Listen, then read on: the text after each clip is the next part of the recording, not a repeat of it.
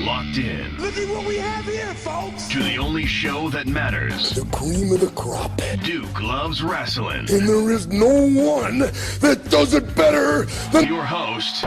I have come here to chew bubblegum and kick ass. The Duke. And I'm all out of bubblegum.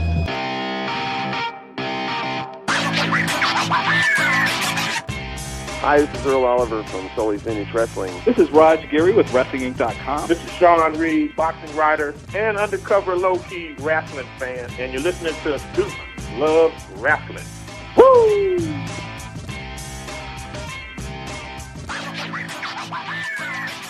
Folks, if you've been watching NWA Powerrr, you know that it's just such an incredible wrestling show, and it's something that has really taken the industry by storm because, you know, they're on YouTube, and in a very short amount of time, I mean, literally in 1 hour, they're able to tell such great stories and bring to us some fantastic characters that just draw you in.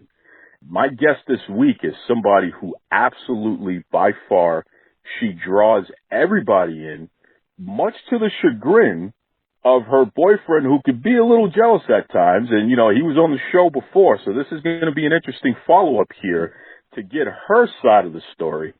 So without further ado, welcome to the Duke Loves Wrestling podcast, somebody who is just so well accomplished, incredibly talented, and most of all, just a joy to talk to, May Valentine. How are you, May?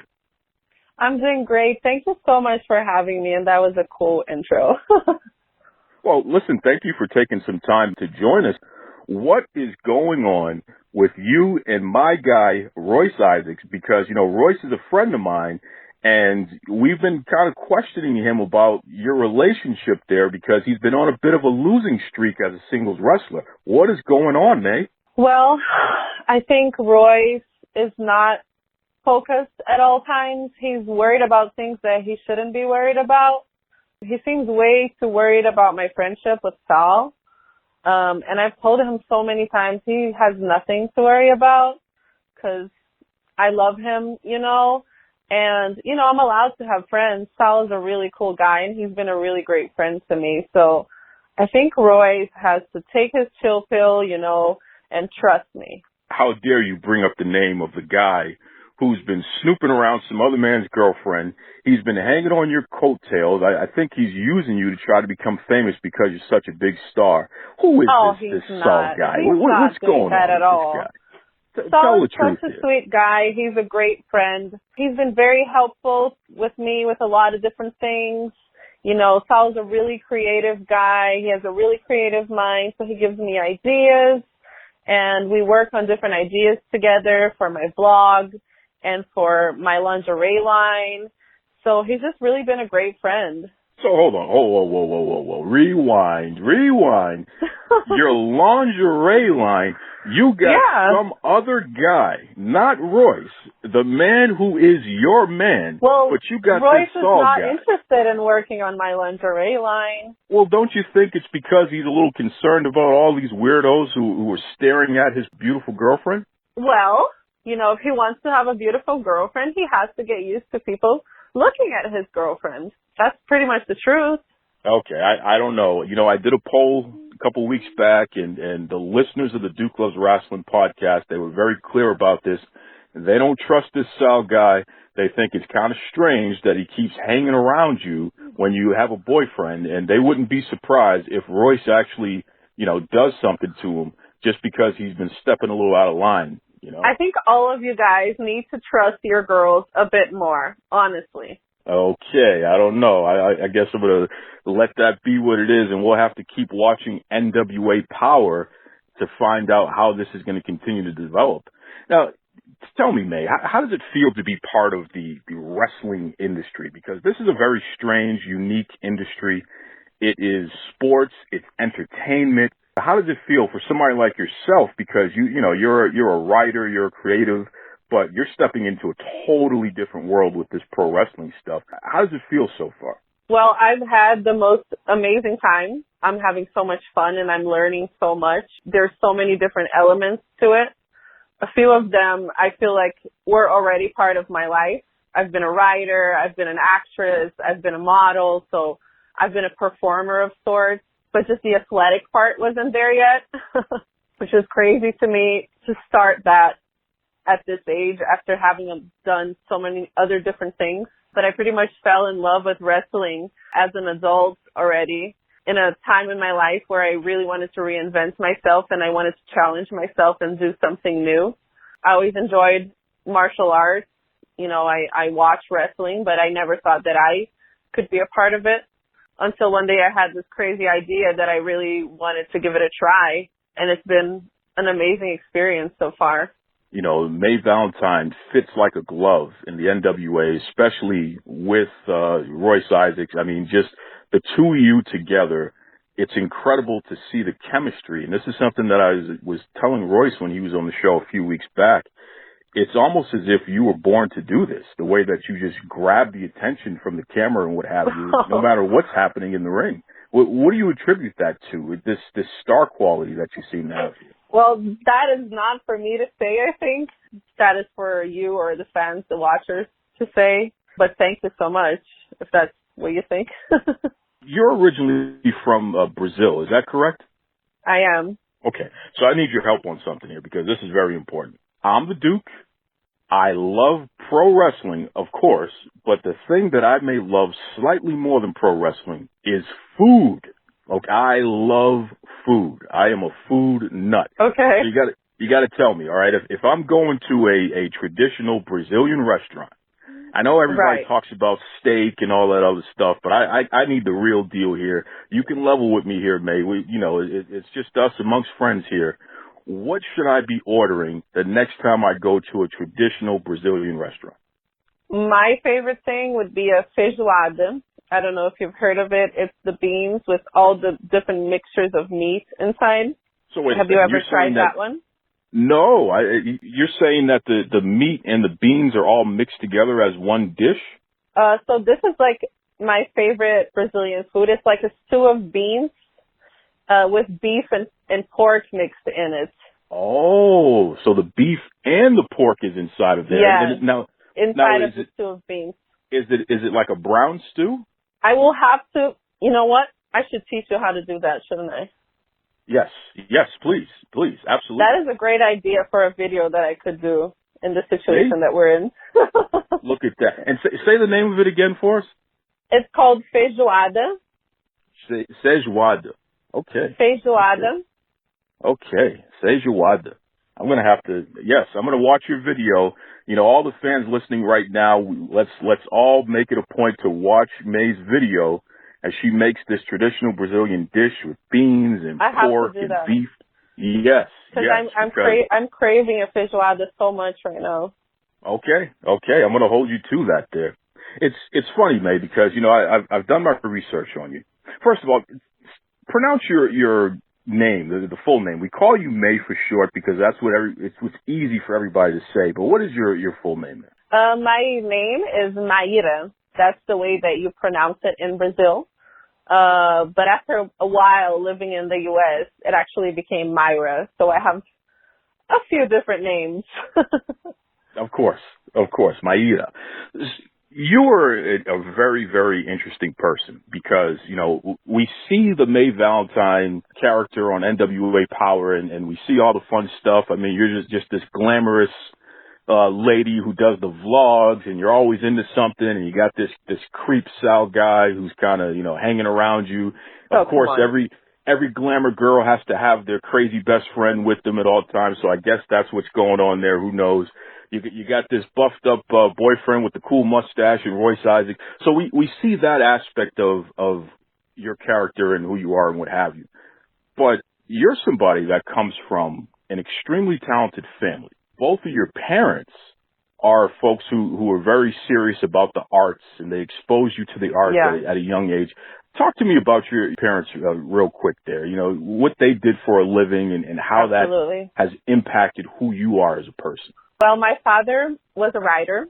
He was a playwright, and he wrote soap operas for television. He was a very prolific writer. He wrote since he was 15 years old to his death in his 70s.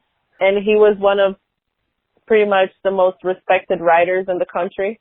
My mother was an actress, and my siblings are musicians. So pretty much I grew up in a very artistic and creative environment.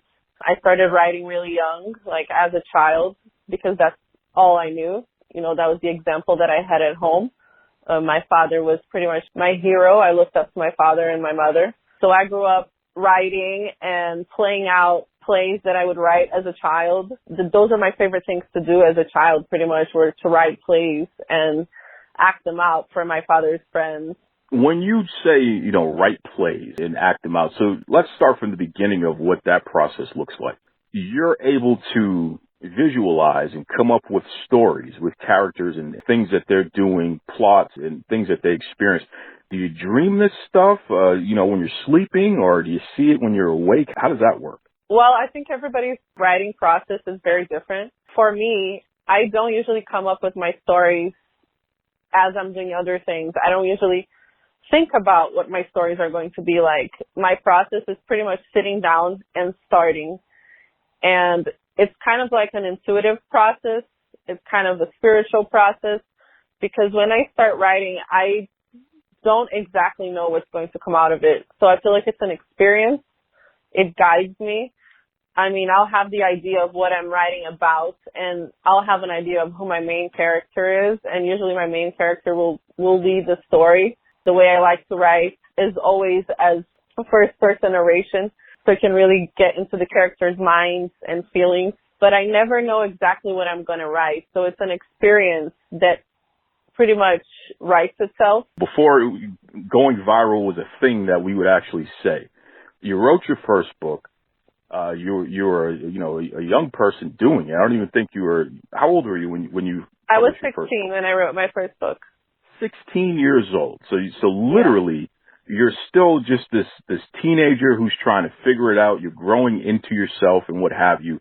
But you had this creative ability that was harnessed, and it was something that was nurtured by your family. Everybody in the house is creative. So exactly. you put out this book. Probably not thinking much, just say, I just want to share what I have to say to the world. And then before you know it, you went viral. It's something that became a phenomenon throughout Brazil and really throughout the world. How did it feel to have something that you put your heart and soul into, that you created? Nobody else created this. You took this thing that didn't exist, and then you developed and created it and then shared it with the world. How did it feel to get the type of response that you got, where so many people were so drawn to this first book here? Well, thank you so much for your words, first of all. Yeah, that book is very special to me because I wrote it in a moment in my life where I was going through a lot of problems as a teenager. I have depression, so I was going through a depression at that time. My father had passed away a few years prior to that.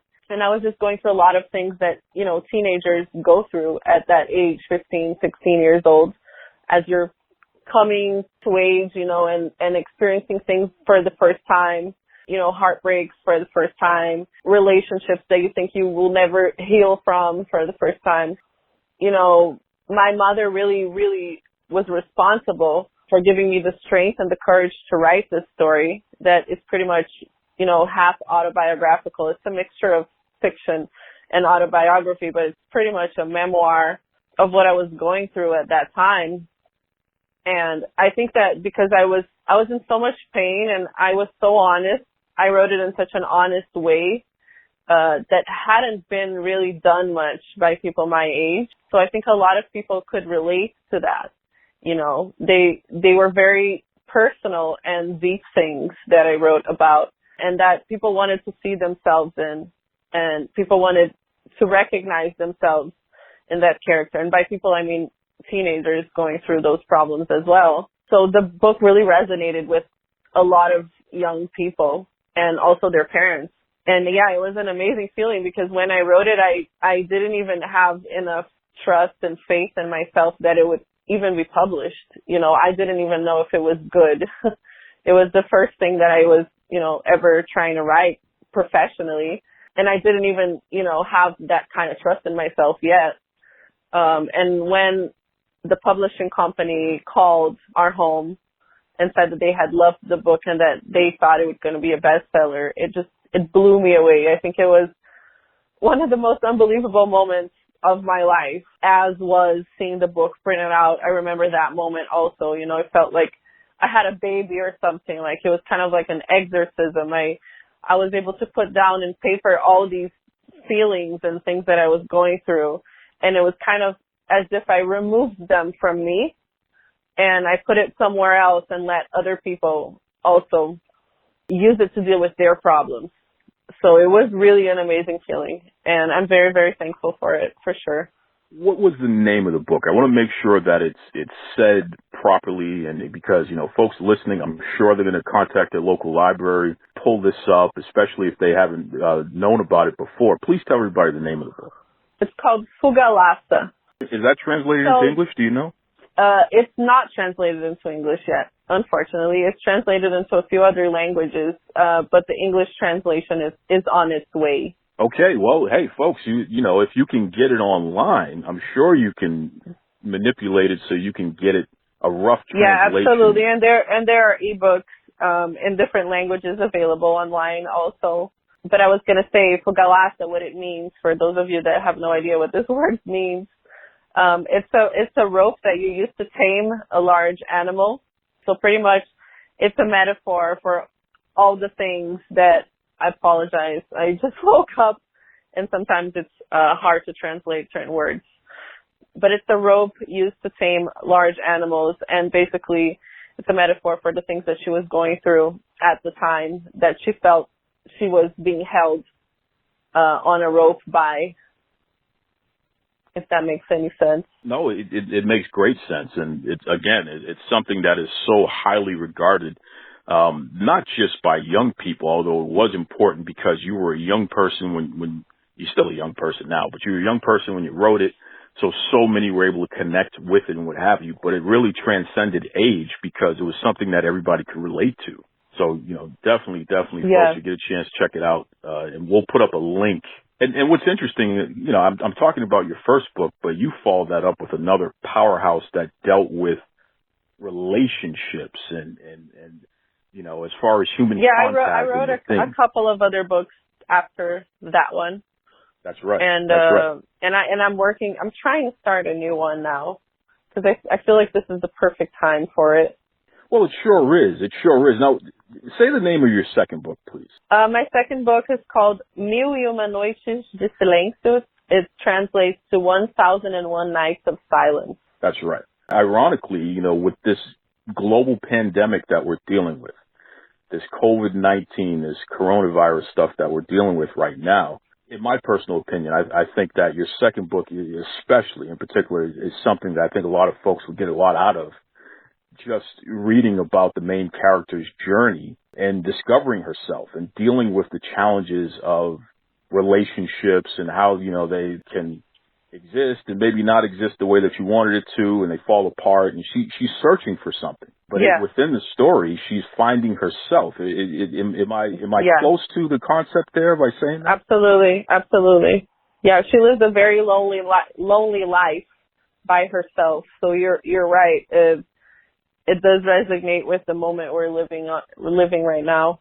Yes, because, you know, we're having to self-quarantine, and especially those of us who are living alone or who, for whatever reason, cannot be with their loved ones right now. You know, to be able to read a story that's so well developed and what have you, and hopefully pick up some tidbits within the story and how you can find yourself and continue to stay strong through journeys like that, I think it's just an interesting concept that is needed. I hadn't even thought about it, but yeah, you're right, actually. Now, you follow that up with what could be your finest work, and I don't say that it's my disrespectfully to anything else. Yes, because it was a collaboration with your mom and I believe it was your sister, and it told the story of your father's life, right? Yeah. It's a collection of interviews that he gave throughout his life. So pretty much we put together interviews that he gave starting, I think, in the 60s up till his death in 99. And pretty much through his words and his thoughts, you can also see the history of the country and the cultural changes that were happening in the country, and regarding politics and television and theater and different subjects. So it was kind of like getting to know my dad by having conversations with him that I didn't get the opportunity to have because he passed away when I was a child. So pretty much it was a way of me and my sister found to get to know our dad, and it turned out really great. You know, that is just such a beautiful concept because, and I'll tell you, May, I truly believe that in order to understand a writer, first you go to their works, absolutely, because within their works you get it's all there. A peek. Yeah, you get a peek into their psychology and the things that make them tick and what they're thinking about and how they see the world. But exactly. Other side of that are the interviews, which is what you went to, because they're able to bring it all home. They're able to take a step back and consider their work and be questioned about it and continue the conversation, most importantly, about some of these themes and concepts that they wrote about. Exactly. So that's just, again, I really feel like that's your finest work because it's such a major passion piece and so important. My dad does have an autobiography that I love so much, but when you sit down and you write your autobiography, you're like consciously narrating your story the way that you want to narrate your story. While interviews, you're giving them at so many different moments and time and situations and moods and feelings, and you're really just being yourself so many times that you don't even, really know what it sounded like until you put it all together. If I go back in time and listen to my interview with you now, 20 years from now, I'm probably going to be shocked and be like, wow, I thought of that way. That was my opinion about that. So it's almost even more honest because it's not like in an autobiography where you're like consciously portraying yourself the way you want to portray yourself. It's just incredible, again, because when we think about those three works in particular, again, you did it at such a young age. That's just the beginning of your story, because here's the funny part. We opened this interview talking about NWA Powerrr and how May Valentine is really just jumping out at the screen, just this incredible character that everyone they can't get enough of. And we talked about in the beginning how you wrote your books and what have you. But in between that, there's just so much more. I mean, you have written for magazines and all these different publications. You have been on TV. You've interviewed some of the top stars of our generation, literally. I mean, just name some of the stars that you've interviewed personally. Oh my God, I don't know. Everybody from Arnold Schwarzenegger, Whoopi Goldberg, Vin Diesel. Most great rock bands that ever lived. I have interviewed a lot of people in music and a lot of people in cinema. Well, exactly. So this is, my point is you are just this creative, well-rounded person that continues, as you said in the beginning, to reinvent yourself and to push yourself beyond whatever limits maybe you thought there were because you just have so many interests. Yeah. There's no way anyone can look at May Valentine and not think rock and roll. 100%. I'm a rock and roll girl, 100%. Absolutely. Absolutely. Yeah. Yeah. So and music has always been one of my, biggest passions also since I was a child, same as writing. The same way I grew up writing plays and acting out plays, I also grew up writing music and dancing and doing choreography. And that was just like one of my biggest passions, always going to concerts. As you said, I started working as a journalist when I was really young, and it came after really the success of my first book because the story of the book is kind of a drug, sex, rock and roll story, and the main character in the book goes through like the underground rock and roll scenes in my city. That led the publisher in one of the largest newspapers in the country to ask if I wanted to write for them. So when I was 19 years old, I started working as a music journalist for the largest newspaper in my country. and started out my career by interviewing bands. You had a dream of writing for one publication in particular, and it's a music publication. Yeah. In fact, you recently posted about this. Tell everybody what the publication is and what was the dream. Yeah, I had a dream to write for Rolling Stone magazine. I always thought that was the coolest thing that somebody could do. I wanted to be the person that could say that I'm a writer for Rolling Stone magazine. And that really was a passion for me. But I started thinking about this when I was still very young. So this was before I even wrote my first book. I used to go to concerts all the time. Like, I started going to concerts, I think, when I was like 10 years old. My mom would take me. And because my mom was an actress on television at the time, she had access to a few things.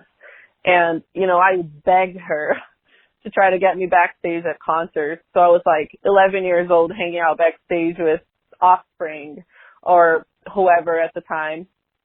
So I grew up in that environment also, because after my dad passed away, that was pretty much the one thing that made me feel happy was music, concerts. So when I was like 15 years old, I started writing the editor of Rolling Stone, sending him like concert reviews and album reviews. I had no idea what I was doing, obviously, but my desire was already there and my determination was already there. You know, I don't know who the hell I thought I was that at 15 years old I was going to get hired by Rolling Stone. But the editor did write me back and said, hey, you know, thank you so much for sending your stuff. Keep going to concerts, you know, keep enjoying music the way you do. Keep writing about it, and, you know, maybe in a few years you'll be writing for us. And that's pretty much what he said to me. And so I think I was 22 or 23, the first time I actually had something published by Rolling Stone. And then I became an interviewer for them for a couple of years. The dream did come true. What I love about that, it is a very clear picture. It's a snapshot of who you are as a person. Fearless, determination, and you're willing to put the work in and play the long game in order to accomplish a goal. Yeah, that's true. So important. I'm not happy until I get it. That's right. You know, some of that is just being stubborn, which is a good thing. Yeah. Because it can be a good thing and a bad thing. Well, I'm sure my stubbornness has put me in bad situations too. But it does work positively sometimes. Well, you take the good with the bad, right? Yeah. Now, it's funny, though, because, you know, we say you're rock and roll, and we know that NWA is owned by the smashing pumpkin himself, Billy Corgan. That's right. Did you know Billy before becoming an NWA superstar? Billy actually brought me into the NWA, and it's a very interesting story. Also, I kind of knew Billy from around, like, the music industry. I've told this in a few interviews already, but I met him at a radio interview he did for 98.7. He was promoting one of his albums, and he was really cool to me. I was working as a journalist at that time, and I grew up a Smashing Pumpkins fan, so, like, I was a fan of his growing up. And then a few years after that, I was cast in a Smashing Pumpkins video, actually, and that's when I met Billy again. Billy was also directing the video along with Linda Strawberry. I briefly talked to him on the set. Another year goes by after that. This is when I had decided that I wanted to get into wrestling already. And we didn't mention this part of the story, but I actually moved to Vegas to learn how to wrestle. I went to wrestling school in Las Vegas, FSW. That's where it all started for me. So while I was in Vegas and while I was at FSW, I guess it had been 1 year since the Smashing Pumpkins music video. And Billy came back to my profile and saw that, you know, I was trying to wrestle. And so we started talking about it. You know, he started asking me if I was wrestling, if I was serious about it. And that's how the entire conversation about me joining the NWA started, actually. And what's really funny about it is when he came to my profile and he saw, I think it was a photo of mine at FSW, I was wearing a Smashing Pumpkins shirt. So I would say that's pretty much destiny. I was going to say that was meant to be 100%. That is so crazy. It's a crazy story. And this is one of the reasons why I wanted to have you on the show, you're just a person that has so many different layers and you've lived so many different lives, and the story clearly is not over. You're just somebody that is not afraid to reinvent themselves, take a chance on themselves, and your success has proven that you have pretty good instinct there. No, thank you so much. Yeah, I think it comes from I can't just stay still. I can't, do the same thing and be happy with it. I have to be trying out new things, and I want to be feeling like the butterflies in my stomach, So if I'm working on something and I'm not getting those butterflies anymore, probably I'm going to look for it somewhere else, which is what wrestling does for me right now. I know that there are a lot of people listening. I mean, our audience is from all over the world, especially those who are dealing with this pandemic and possibly being in stay-at-home orders and what have you. What are some tips, if any, that you can give for how a creative person can keep themselves stimulated while dealing with having to stay in place a little longer than what they're normally used to? Well, I was telling you this earlier before we started recording. I think that I am in need of a few of those tips. I'm still struggling a little bit to get used to this new routine, to be honest. Like you said, I'm a very active person. I'm always doing different things, and I don't think I've ever had to stay inside for this long in my life. So I'm struggling to every day find these things as well. I think it's very important to somehow keep active. If you can, once a day, go outside and try to run, try to walk. That actually helps me in afterwards being able to concentrate in something creative, because I'm able to let that energy out somehow.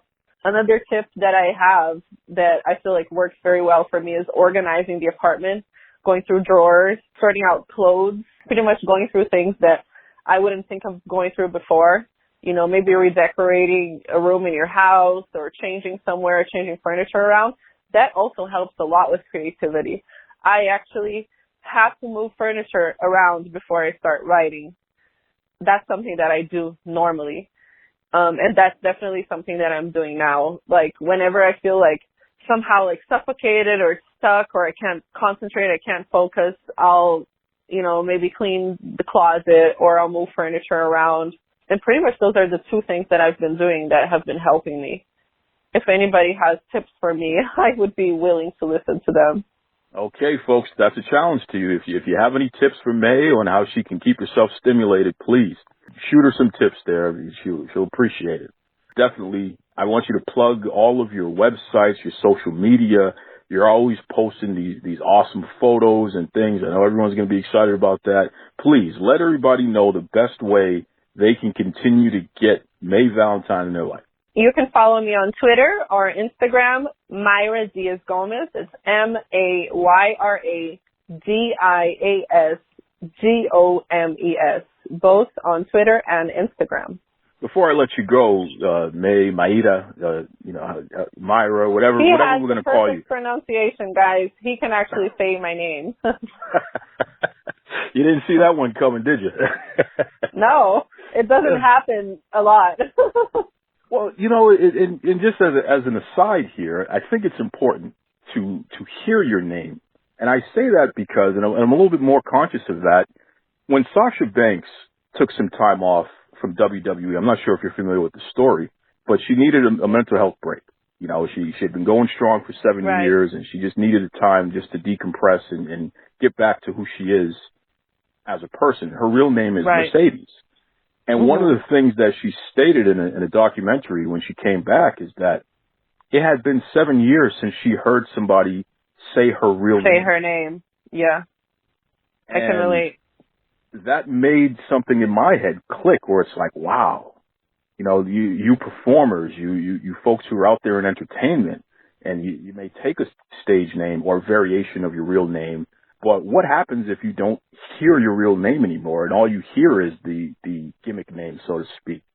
How does that affect you from an emotional standpoint and what have you, So I do think it's important for people to hear. It's weird because when I go home, when I go to Brazil and I hear my name the way it's supposed to be said, I'm like, oh, this is who I am. I almost forgot that my name isn't Mayra. And then when I'm here, I completely forget that my name is Mayra because I've become Mayra. And there's a little sometimes I feel like, do these people even know me? You know, because they don't even know what my name is. I've known people for 10 years, and do they actually even know me? They don't even know my name. So that weird thought comes to my head sometimes. So that's a big deal. And hopefully anyone listening right now, it may make them consider that, you know, and take the time to actually learn your name. But listen, before I let you go, I got one more question for you, because as we were talking, it really made me think of something. And I'm not sure if you're necessarily a spiritual person or what have you, but I'm very spiritual. Okay, I got that. I got that vibe. Yeah. I didn't want to assume. I'm a believer that we have angels, you know, and it's funny because people will come up to me on the street, strangers, and they'll say, I can see your angels, or you got an angel walking with you. And it's, at first it was kind of strange to hear, but then as it continued to be a theme, it's just something that I've accepted and have learned to appreciate. I got a feeling that your dad is with you every step of the way here. I feel that every day. See, and he's continuing to encourage your creativity and for you to continue to be the whole person, not just this aspect or that aspect, but the entire person that you are. You know, Mayra, who you are. Yeah. And it's funny that you say that, because I feel that that person is the person that I was as a child.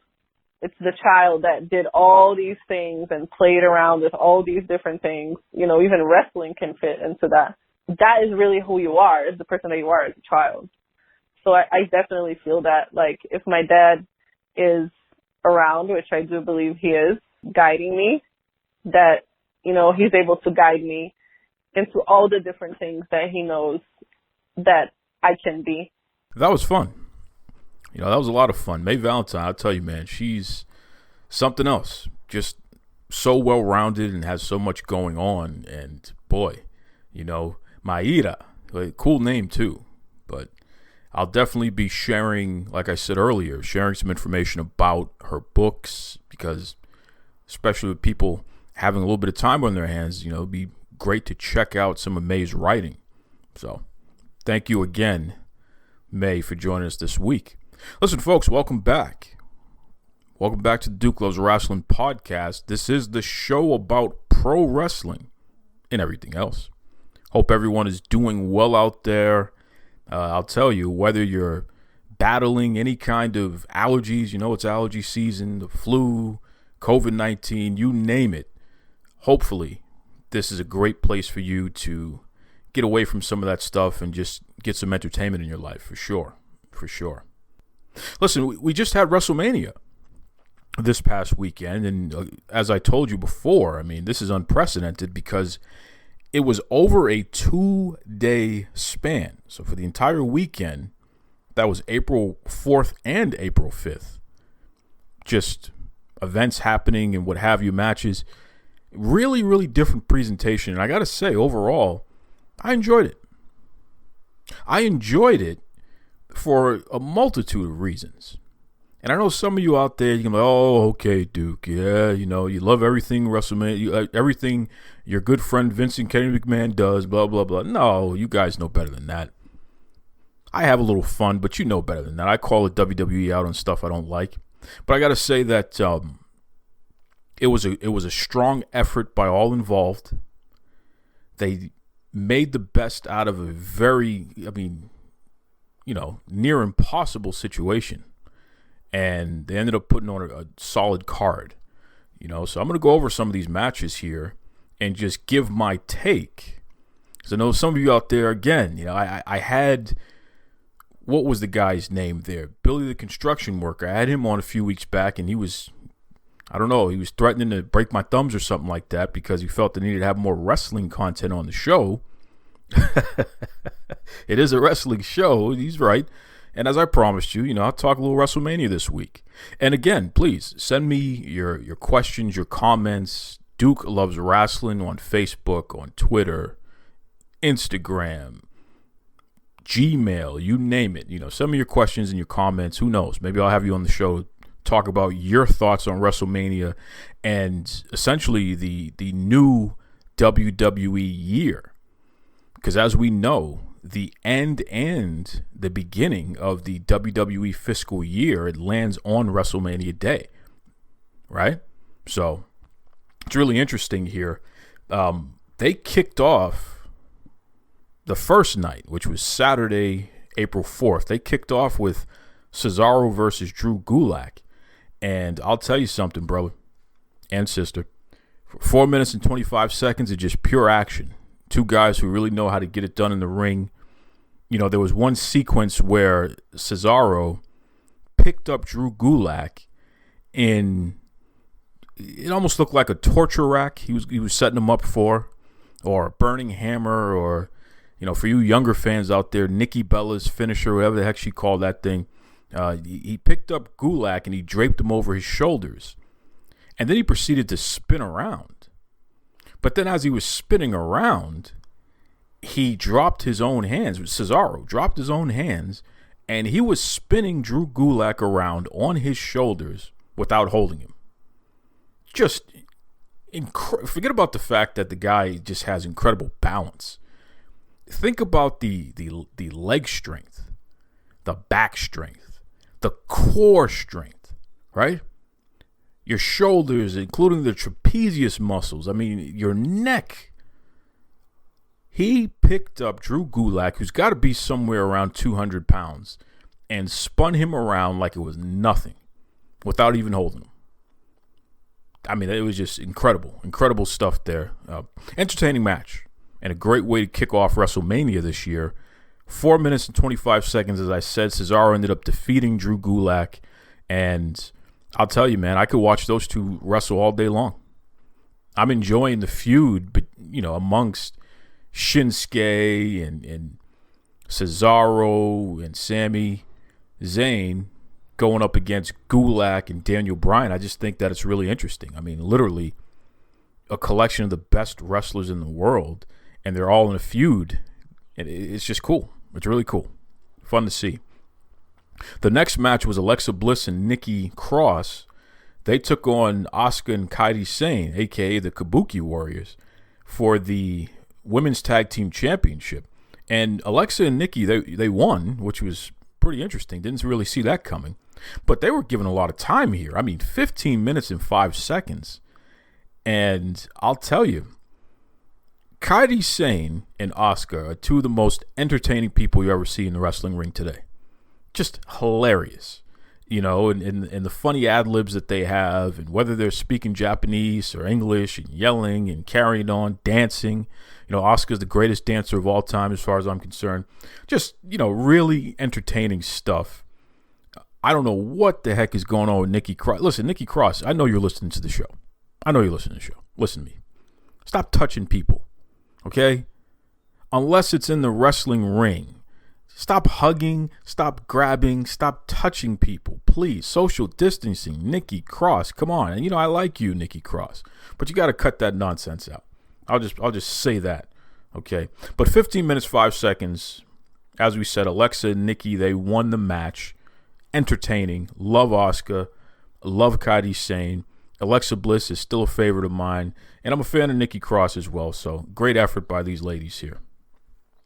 Next up, we had Elias. He was able to get some revenge on King Corbin. Defeated him in that match, and it was what it was. It wasn't so bad. Wasn't so great either, but it was what it was. Then we had Becky Lynch versus Shayna Baszler for the WWE Raw Women's Championship, and they were given 8 minutes and 30 seconds. And let me tell you something. I've been saying this for years. Becky Lynch is very limited and what she brings to the table when that bell rings. It's the truth. And it's unfortunate, but this is the biggest thing I've called out. I've been very consistent about it. It's the truth. You got to put Becky Lynch in there with wrestlers who are better than she is and allow them to really carry the show, because when she's in there with somebody who she's more experienced than, it's just, it doesn't come off right. And as solid as Shayna Baszler is in the ring, this was not a good match. It just wasn't, not in my opinion. It was not a good match, and I'm not blaming Shayna for it. I just feel like, you know, Becky, I don't know, man. I'm never impressed with her. Anyway, Becky retains the Raw Women's Championship, which is disappointing personally, but I wasn't a fan of that match. Next, we have Sami Zayn with Cesaro and Shinsuke. He defeated Daniel Bryan for the WWE Intercontinental Championship. Daniel Bryan had Drew Gulak back with him. 9 minutes and 20 seconds, just pure action. Good stuff. Very enjoyable match. Really, I just want to see this feud just continue to go forever. Just love it. Love it. Next up, we had John Morrison, Jimmy Uso, and Kofi Kingston. Now, they were in a triple threat match for the SmackDown Tag Team Championship. As strange as that sounds, instead of having a triple tag team match, they had a representative from each tag team, just one. So it was a triple threat match, just 3 people, not a tag team, 3 individuals. Well, Morrison ended up winning the match. So he and The Miz retain the SmackDown Tag Team Championship. And that was, 18 minutes and 30 seconds, ladder match, a lot of action. It was something else. What you would expect. I will say, though, and I saw this criticism elsewhere, without a crowd, these gimmick matches, like a ladder match, they don't hit as well as you would expect. When that crowd really adds something to the presentation when you have these dangerous matches, these death-defying stunts that occur with a ladder match, or even a steel cage match for that matter. When you do it in an empty arena, it's kind of tough. So, but it was what it was. I actually enjoyed the match. Next up, Kevin Owens versus Seth Rollins in a no disqualification match. Owens ended up beating Rollins in 17 minutes, 20 seconds. Match went a little long for my taste. Owens jumped off of the WrestleMania sign, which was interesting. It wasn't a bad match. It just kind of dragged on. It was what it was. Then we had Goldberg, the Universal Champion. He took on Braun Strowman. So keep in mind that this was originally supposed to be Goldberg versus Roman Reigns. But because of the COVID-19 situation, Roman Reigns had to bow out of WrestleMania. He's kind of, laying low until this stuff blows over because, the guy is a 2-time cancer survivor. I believe it's leukemia. So we definitely don't want him to be put in a position where a bad situation could get worse. That's for sure. But 2 minutes and 10 seconds, Braun Strowman was able to defeat Goldberg and become the Universal Champion. So it'll be interesting to see what happens with Braun going forward, because he was the guy that, WWE just wouldn't pull the trigger on. They just wouldn't put the championship on him. And it's finally happened. Will he be able to capitalize on this and become a memorable champion, or is he going to just be a placeholder? When Roman is back in action, he'll just take that belt from him and move on business as usual. We'll see. We'll see what happens here. The final match of night 1 of WrestleMania was the Boneyard match between The Undertaker and AJ Styles. And AJ had Luke Gallows and Carl Anderson. This was a 19-minute affair. Let me tell you something. This was probably the best thing that happened all weekend. It wasn't a regular match. These two guys just basically fought each other in a graveyard, and there was a lot of bells and whistles going on. It was cinematic. It was like watching Lucha Underground or something. I said it before, this was going to happen, and it did. They filmed it more like a TV show or a movie. It was not a traditional wrestling match, which was okay. And I think going forward, you should do this with The Undertaker from now on, because it was entertaining. It worked. AJ, obviously one of the greatest wrestlers of all time, he did his job and helped The Undertaker look great, as did Luke Gallows and Carl Anderson and some of the other folks who were extras in the match. So it was fun. It was fun to see. Really enjoyed it. Undertaker won the match, which he should have. There was great music, even Metallica playing in the background and stuff. Just really cool stuff, man. Really cool stuff. Really, that was fun. So that was night 1. Now, night 2, Sunday, April 5th, kicked off with Liv Morgan versus Natty, and Liv actually won the match. 6 minutes, 25 seconds. Let me tell you something. First and foremost, Natty is just fantastic. Natty Neidhart, she's awesome. literally one of the greatest wrestlers of all time. She has done so much for the company through that women's division. She's just fantastic. She makes everybody look great every time she's in the ring. And this was no exception. In my opinion, I think Liv Morgan is extremely talented and she is valuable. I feel like she's somebody who can, stay on the lower to mid card for now, but if you needed her to step up, she'll step up. And I think that, with Liv's progress, I think she could someday be champion. So I'm just throwing that out there. And, a couple of fans and even some lady wrestlers commented to me that they really loved Liv's outfit. They loved her gear for WrestleMania. It was a cool outfit, something a little different. So you definitely have to check it out, folks. Now, I'll repost the photo of it, what have you. But, just there's something intriguing about the continued progression of Liv Morgan. Where does she go from here? But one thing that I can say, she's very talented. So, sky's the limit. I'm not going to say that she's in a Alexa Bliss situation, but she certainly is not too far off in terms of somebody who could be the next breakout star, and the next 12 to 18 months could be hers if she plays her cards right. So we'll see what happens there. Next up, we had Charlotte Flair versus Rhea Ripley. Now, keep in mind, this was for the NXT Women's Championship. These ladies got 20 minutes and 30 seconds, and it was awesome. Awesome. In the end, Charlotte Flair won the match, and she is now the NXT Women's Champion, which is just fantastic. Something that, you would thought you would never see again. Charlotte is NXT Women's Champion. Shout out to Rhea Ripley. She's another one who got called out for her gear. It was a little different, but it was a cool look for her because it was different. Good match. I hear that Rhea Ripley had to return back to where she's originally from, which I believe is Australia. Some visa issues, related to this whole COVID-19 stuff. So WWE really had no choice but to make that switch. And what a great switch it was. I mean, Charlotte Flair, you can't go wrong there. So seeing her on NXT is going to be fun. And I don't think she's leaving Raw, so we'll probably get a chance to see Charlotte Flair twice a week. We have to stay tuned for that, but really fun. I can't wait to see Charlotte versus Io Shirai, or Charlotte versus Vanessa Bourne, Charlotte versus, of course, the EST, Bianca Belair. So fun stuff. Next up, we had Aleister Black. He defeated Bobby Lashley. Lashley came out with Lana. And I got to tell you something. First of all, I didn't like the fact that Bobby Lashley had to lose to Aleister Black. I think that's ridiculous. Bobby Lashley could destroy him in real life. That's ridiculous.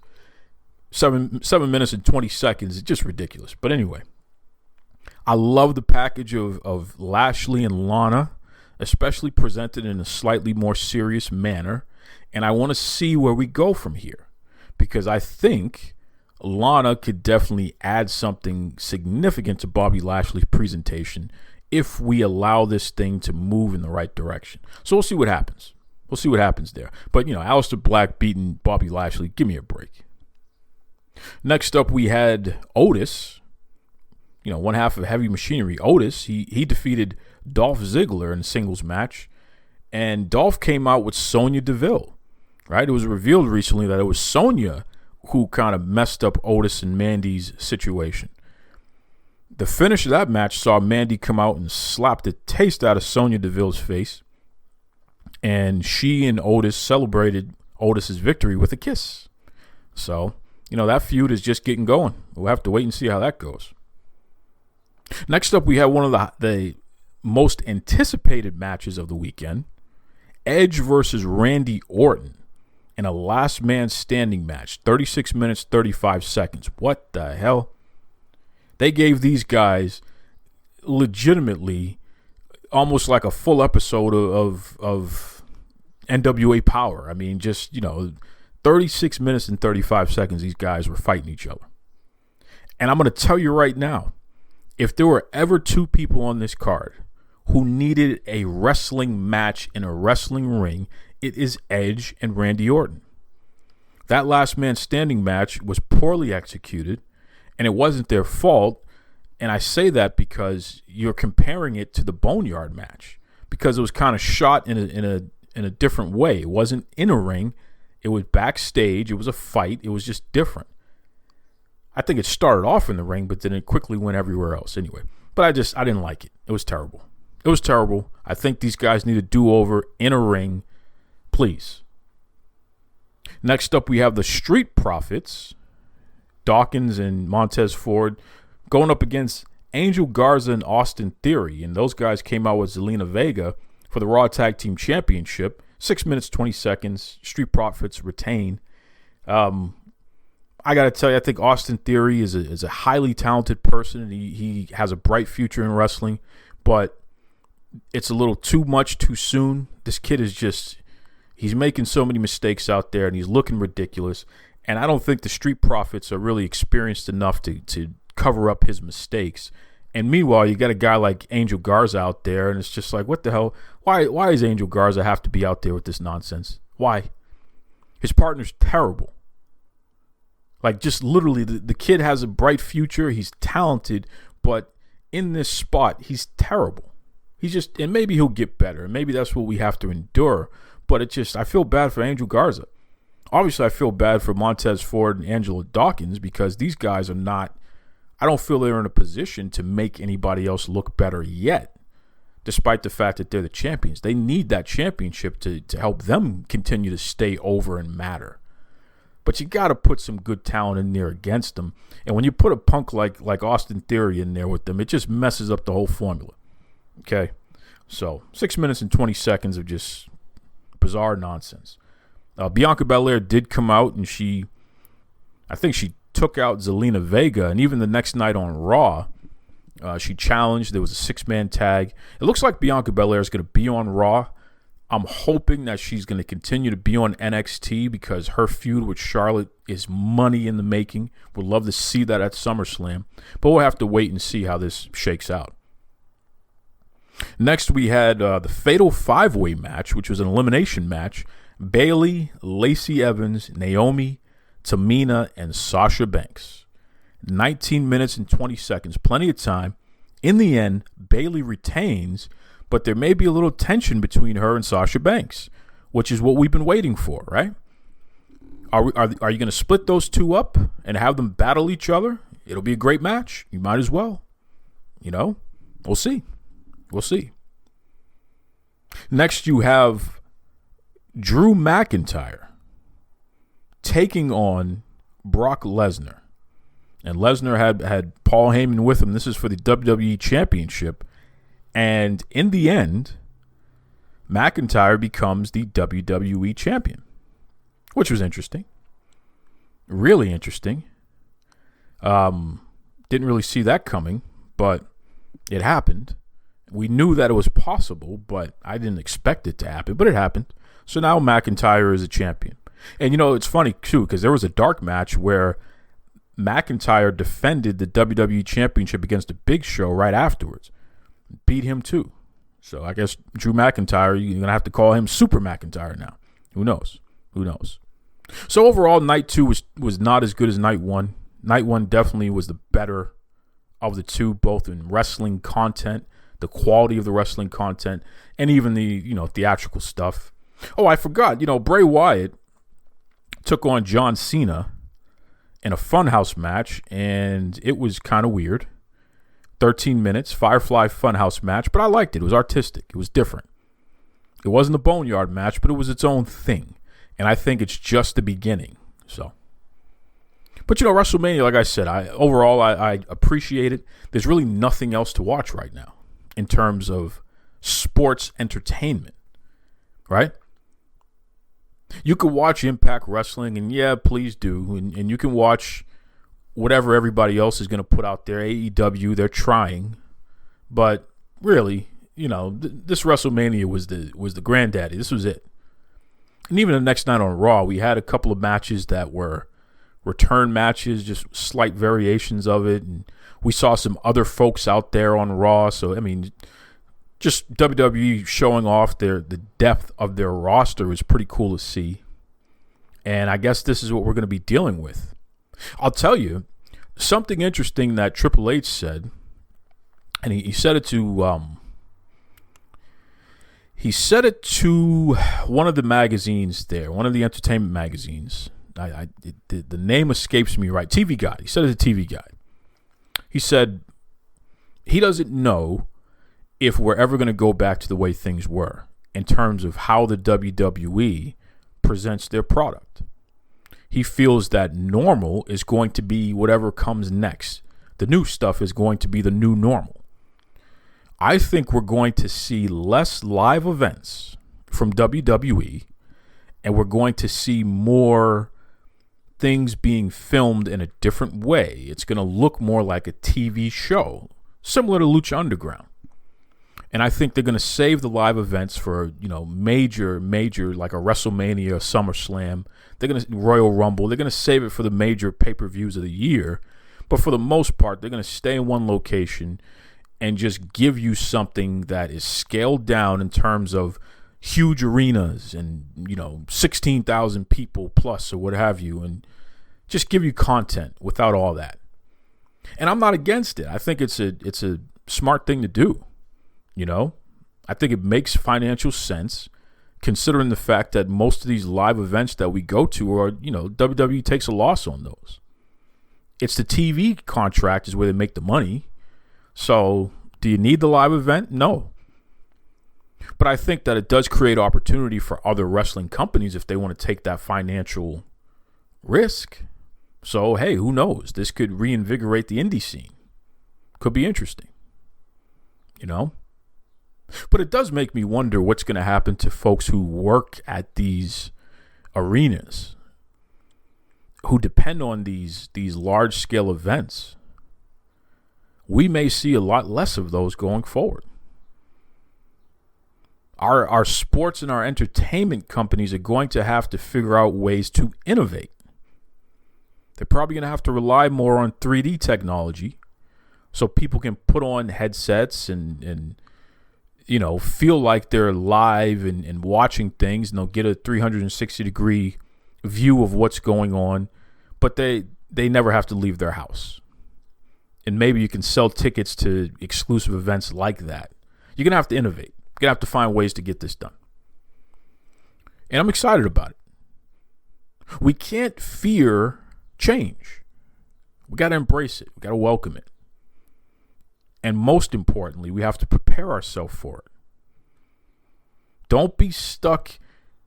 Some of these wrestlers who are friends of mine, by the way, especially folks who are no longer in the ring, expressing frustration and getting upset at anybody who didn't mind WrestleMania's presentation, because as far as they're concerned, you can't do it without a live crowd. Even CM Punk, the live crowd is so important. John Cena, oh man, you feed off the live crowd. Everybody wants to talk about the live crowd. Well, guess what? It ain't going back. You can't unring a bell, fellas and ladies. We're not going back. The live crowd events are going to be few and far between going forward, at least for the WWE. So get used to it. Prepare yourself for that. Usher in the change. Welcome the change. Make yourself available for the change. Because you never know, man. There might be a place for you in this new normal.